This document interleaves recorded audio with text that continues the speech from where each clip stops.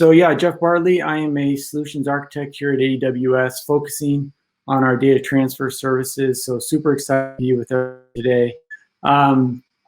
Just as I was talking to folks about this Pi Week, it made me think. I went back to around 2008 timeframe, and I was at the time I was a software developer working for a different company from AWS.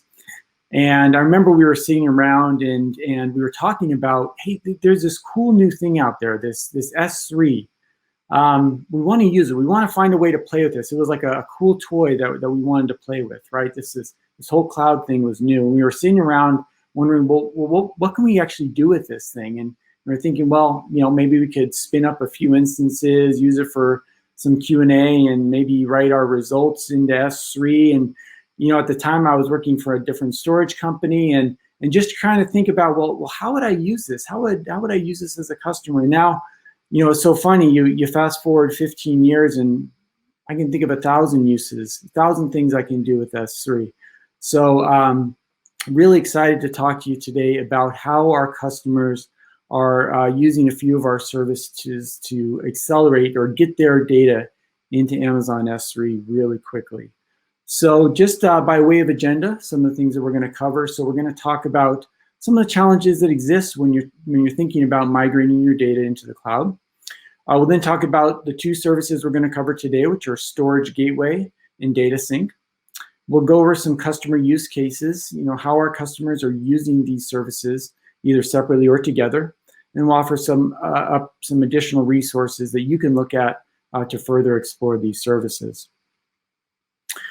So the challenge, of course, is that we have data, we have applications that are sitting on premises that want to get into the cloud.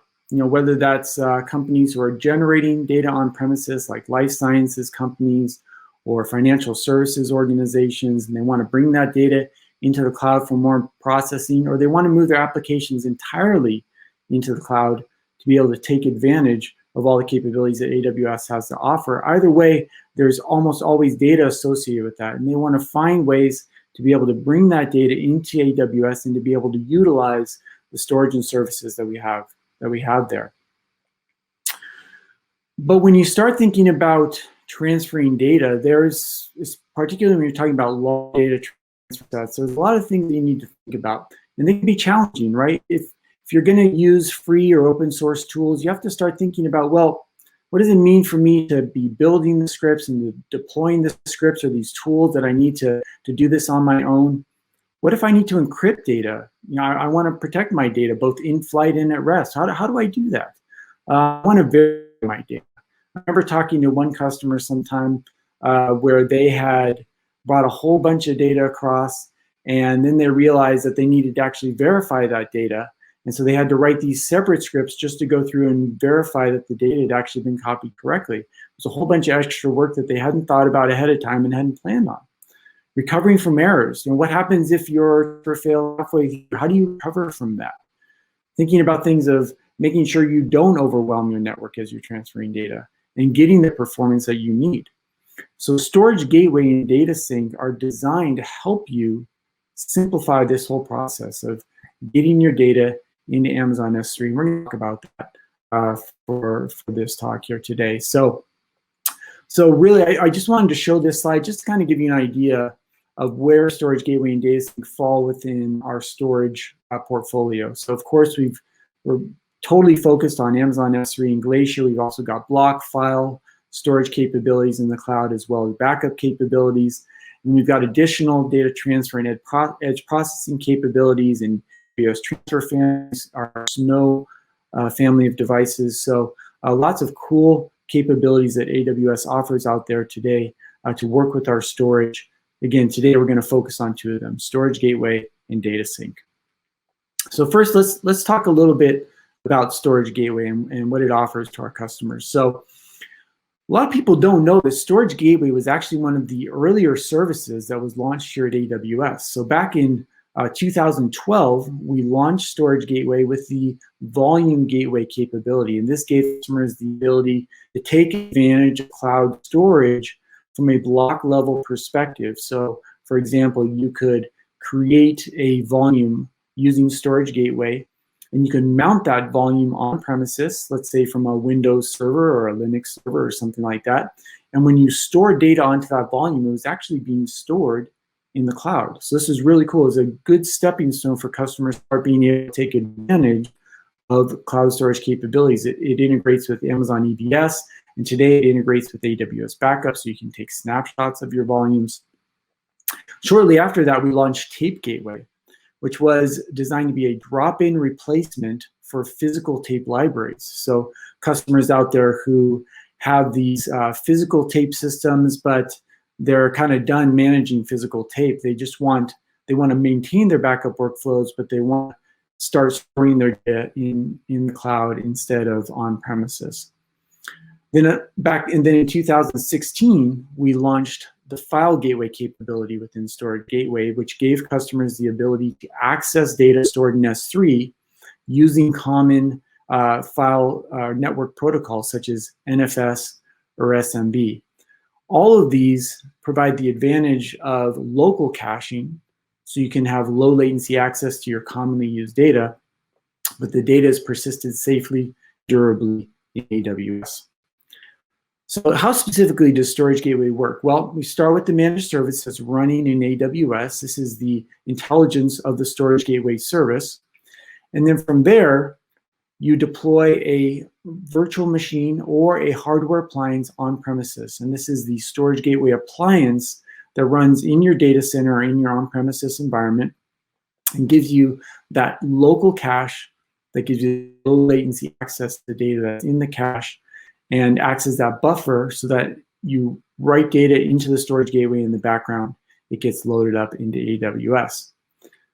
And then from there, as I mentioned, Storage Gateway provides access to a number of our storage services at AWS. So whether it's S3 or Glacier Deep Archive, remember the Volume Gateway integrates with EBS as well as AWS Backup. And of course, we have all the management and monitoring connections with a lot of the tools that you're familiar with, whether that's KMS for key management or IAM or CloudTrail or CloudWatch, other services for managing and monitoring the Storage Gateway service. So once you've got that appliance deployed, then you start creating shares or iSCSI volumes or an iSCSI VTL, and you connect to your on-premises applications or systems using those standard protocols. So the cool thing about this is that you don't have to make any changes to your on-premises environment to start utilizing cloud storage. And that's the big advantage the Storage Gateway provides to our customers. They can keep their existing applications, existing workflows the same because they're talking to the storage using standard protocols, but on the back end, that data is now being stored in the cloud in AWS. So Storage Gateway comes in a variety of form factors. So you can deploy it as a virtual machine in your premises environment, and we support VMware, Microsoft Hyper-V, or KVM. This is really designed for corporate data centers or folks who have that existing virtual machine infrastructure in their data center. You can also deploy Storage Gateway in the cloud in EC2, and there are some use cases where customers will run Storage Gateway in the cloud.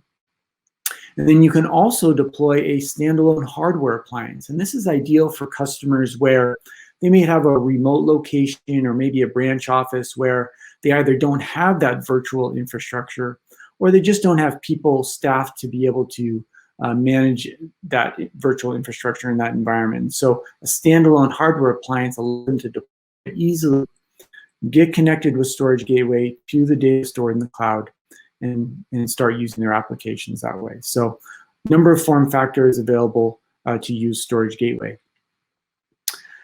The Storage Gateway, as it's evolved over time, we've really focused on being able to meet the enterprise requirements that our customers need. We've talked about the deployment capabilities that we have. From an availability standpoint, we integrate with the VMware vSphere capability, so the high availability for those environments. Use CloudWatch logs for your monitoring. We support encryption of data in transit and at rest, so all data that's sent in transit is encrypted. We also support encrypting your data at rest as well. We added audit logging of SMB file shares for our customers who need that capability. And of course, the data is stored in Amazon S3, giving you that 11 nines of durability for your data. All right, now let's talk about AWS Data Sync. So whereas Storage Gateway, you can say as access mechanism or a mechanism for you to access data in S3 or to be able to store data in S3, Data Sync is a little bit different. It's an online data transfer service. So it's designed to help customers quickly, easily, securely get their data either into AWS or transfer it between storage systems within AWS. Designed to be fast. Of course, customers want to be able to move their data quickly. It's also designed to be easy to use. You remember earlier, we talked about some of those struggles that customers go through when they build their own data transfer utilities or when they try to use maybe open source utilities. There's some struggles around there. Data Sync is designed to eliminate a lot of the struggles that come from trying to use your own tools. Of course, security is job number one here at AWS, and Data Sync is designed to be secure and reliable. So we encrypt all data in flight, and we offer abilities to encrypt data at rest. And we also do validation and verification of data transferred both in flight and at rest. Data Sync is fully managed, so we take care of a lot of the heavy lifting that you would normally have to take care of, and it's designed to be cost effective. It's 1.25 cents per gigabyte transferred. You only pay for the data that you transfer, and there are no minimums. So what are some of the things that you can do with Data Sync? So from an on-premises perspective, if you want to copy data from your on-premises environments into AWS, we have a couple of options. So the first is that you can deploy a Data Sync agent in your on-premises environment, similar to that appliance that we talked about with Storage Gateway. And that agent can connect to your storage either via NFS, SMB, or object protocols that support the S3 API. We also launched capability last year around this AWS Snow Cone device. So if you're familiar with our Snow family of services, you've probably heard of Snowball or Snowball Edge, maybe even the Snowmobile, right? That's that big truck that customers pull up to their data center, stuff it full of data, and drive it back to AWS. Well, Snow Cone is a small, ruggedized form factor device that's designed to be portable and to really go into places where it's not easy to typically utilize a data center or something like that. So, for instance, we have customers who use Snow Cone devices on like film sets, and they'll store data onto the Snow Cone devices. And then what they'll do is they'll bring those Snow Cone devices back to their office or back to their data center, whatever it might be, and they can plug it in and copy the data from the Snow Cone using Data Sync into AWS. And the cool thing about the Snow Cone device is that it comes integrated with the Data Sync agent. So super easy to use, designed to be portable, really cool device.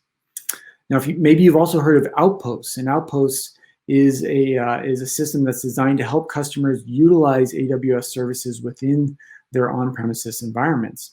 And late last year, we launched support for Data Sync for Amazon S3 on Outposts, which gives customers the ability to store data on their Outpost devices and systems utilizing the S3 API, similar as they would if they were using AWS in region. So Data Sync can copy not only from Snow Cone devices, but also from your S3 on Outpost storage as well. Now, if you're in the cloud and maybe you have a need to maybe copy data between the storage services that Data Sync supports, which are Amazon S3, Amazon FSx for Windows File Server, and Amazon EFS, then you can also use Data Sync to copy between those services as well. For example, I have customers who will use Data Sync to copy data between their S3 buckets, or they'll use Data Sync to copy from S3 into EFS. Maybe they want to bring it into EFS so they can share that data across their containerized workloads or across their serverless workloads. So there's lots of cool things that you can use Data Sync to do to move entirely between storage services entirely within the cloud. And you can use it all. You can do it all without deploying an agent in the cloud. So our customers are really using Data Sync for kind of 4 use cases. The first is migration. So being able to migrate that data that they have on premises along with their applications into AWS. They're also using Data Sync to archive data. So in a lot of cases, customers have file or object data that's on premises, but it's cold. It's just sitting there. It's consuming storage that's costing customers money, and they want to maybe shut down those storage systems, retire them, and they want to get that data up into AWS, typically into something like S3 Glacier or S3 Glacier Deep Archive that gives them that low price point, but gives them that high durability capability that S3 provides. They're also using data sync to replicate data for, let's say, data protection or recovery purposes. So customers might have storage on premises and they're using data sync to replicate that data up into the cloud to make that second copy of their data. They're also using data sync maybe to replicate their storage systems within the cloud. So I have a lot of customers who are using data sync today, for instance, to replicate EFS file systems across regions to give them that added data protection and capability that they need. And then finally, I've got customers, a lot of customers using data sync today for transferring data from their on-premises systems up into AWS for additional cloud processing. And in fact, we'll talk about one of those use cases. We get into the customer use cases here in a little bit. So what are some reasons for using data sync for your migration? We've talked about a few of these, but it's good to elaborate on them, some of them. So I already talked about the fact that data sync has both built-in data verification and encryption. Okay, so when data sync is sending data over the wire, it's fully encrypted. And we also support encrypting data at rest. And data sync also verifies all data byte for byte as it's sent over the wire. And it also verifies data as it's written to the target storage system. So you can be really sure that your data has been written completely and securely to your target. Data sync also comes built in with automated error handling. So one of the things that data sync brings is that we use a custom network protocol that's designed to be resilient to network errors as they arise. So data sync can automatically recover from network issues like TCP retransmits, or maybe temporary packet loss, or things that might cause issues with other tools that maybe can't withstand those kind of network interruptions. Data sync is designed to handle those and continue transferring your data as recovery in the network happens. Data sync, again, is designed to be easy to use, so it's minimal setup and configuration. To get going, to copy data from on-premises, you just set up your agent, point it at your storage, create your task, and off you go. And if you're copying within the cloud, so remember we talked about copying between S3 and S3 or something like that, you don't even need to deploy an agent. You just create your task, and off you go. Very easy to set up and configure. Data sync is built for high performance. So we can, with a single agent, you can potentially achieve up to 10 gigabits per second from on-premises. You can run multiple tasks in parallel to even increase your throughput more. That data sync protocol that we're talking about is designed to move data in parallel, and it also utilizes in-flight compression to maximize the network bandwidth that's available to it. And then finally, data sync is always doing incremental transfers. So every time the data sync runs, it compares the source, compares the destination, and will only send the files that are different between those. So it's always doing incremental transfers, making sure that the data transfers are absolutely as efficient as possible. So how does data sync work? Well, we've talked about a few of these things. First, you start by deploying an agent in your on-premises environment. That agent connects to your on-premises storage. You then create locations, and locations, data sync copies from a source location to a destination location. And so you configure those locations, you create your task, and then the agent talks to the data sync managed service, which takes care of interfacing to the storage services that are in the cloud. And then if you're copying on-prem to AWS, you can use data sync to copy either over the internet, or you can go through private channels like through Direct Connect or using VPN. And regardless of which approach you use, again, data is always encrypted in flight with data sync. All right, so let's talk about a few customer use cases. So the first is the tape backup capability. So I talked a little bit about Tape Gateway. And you know, I've talked to a lot of customers out there who will come to me and say, you know, Jeff, I've got my backup workflows today. I like the way they work, but I'm sick of this physical tape. I'm sick of storing it. I'm sick of pulling it back only to discover that some of my tapes have been corrupted. I'm sick of paying for the offsite storage for that. Give me an alternative. And Tape Gateway with Storage Gateway is a great alternative to physical tape libraries. Again, you drop it in, it looks exactly like a tape library, only it's a virtual tape library, but rather than storing your data on physical tape, it stores it in the cloud. And as your backup applications write data to Tape Gateway, it's storing that in S3. And then when it's done storing the data to the tape, Tape Gateway automatically archives that data into Glacier or Glacier Deep Archive. It's up to you which one you want to choose, depending upon your restore times that you need. And then that data is stored securely and cost effectively in those locations. And all of this is taken care of by Tape Gateway, and it allows customers to be able to get out of the physical tape management business, but maintain their existing workflows. I've also got customers who are using DataSync to, again, I mentioned customers who are using DataSync to copy data from their on-premises environments into the cloud for processing. A classic example of this is customers in the life sciences industry. So I work with a number of customers who have instruments or systems on premises that are generating data. Think of like genome sequencers. They're generating data throughout the day. They're storing that data in their on-premises NAS systems, and then customers want to bring that data up into AWS so they can do further processing and analysis on that data. So I had a customer who's using DataSync for this very purpose today. What they do is they set up DataSync to copy on a regular nightly basis that all the new sequencer data that came off during the day.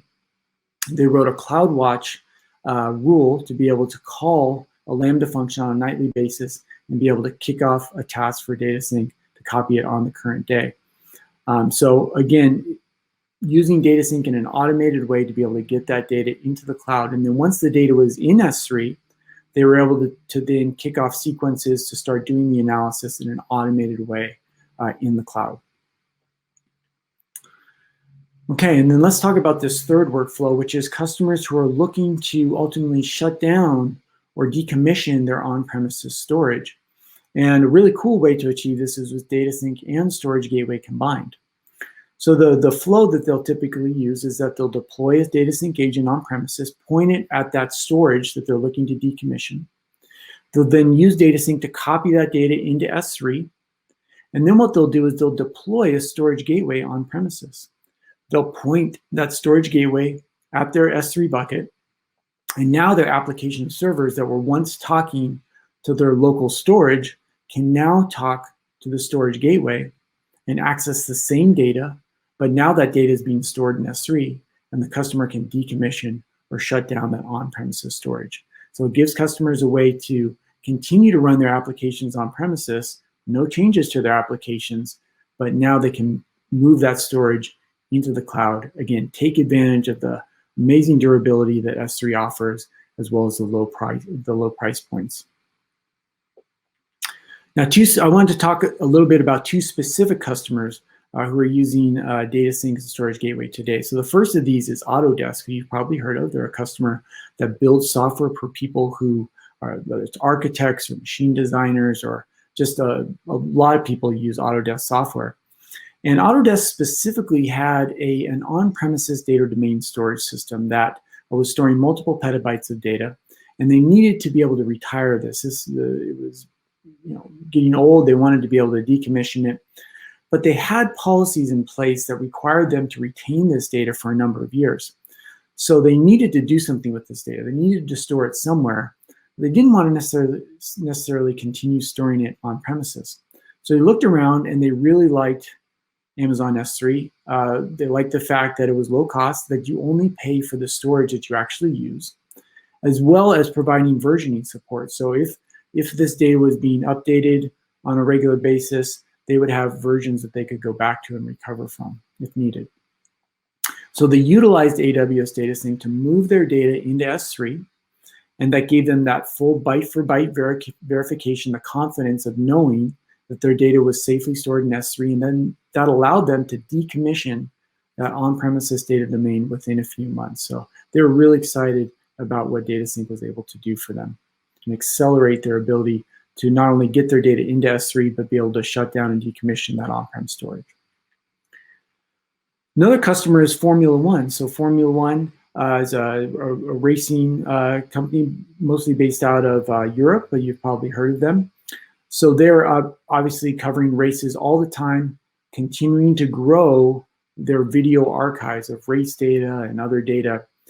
And they had this 400 terabytes of video archive on premises, and they were looking for a way to reliably protect this data off-site so that they could recover it quickly if there was, heaven forbid, some kind of situation in their on-premises environment. And so they utilized DataSync not only to copy that initial 400 terabytes of data into S3, but also to do ongoing copies. So they're using DataSync to keep their data archive in S3 in sync with their on-premises data archive. And then in addition, they also deployed a file gateway on premises. And this gave them the ability to access that data stored in S3, give their users an ability to access that data in S3 if they're on-premise, if there are any issues with their on-premises storage. So again, they were able to use DataSync to copy this data in just about 3 months of time, that 400 terabytes, and they're using it today to continue to keep that video archive up to date in the cloud. And they like the fact that it was able to be encrypted at rest in Amazon S3, and they could control access using bucket policies, and then File Gateway via Storage Gateway gave them that immediate access to the data in the event of a system failure of some sort. Okay, well, that's about it. I really appreciate the time I've been able to have with you today. Hope you've learned something new about Storage Gateway. If you want to learn more, please head to our product pages, awsamazon.com/storagegateway or awsamazon.com/datasync. Have a wealth of resources there, links to blogs, videos, other learning materials, things that you can reference, things you can check out to learn more about these. And thank you for your time today.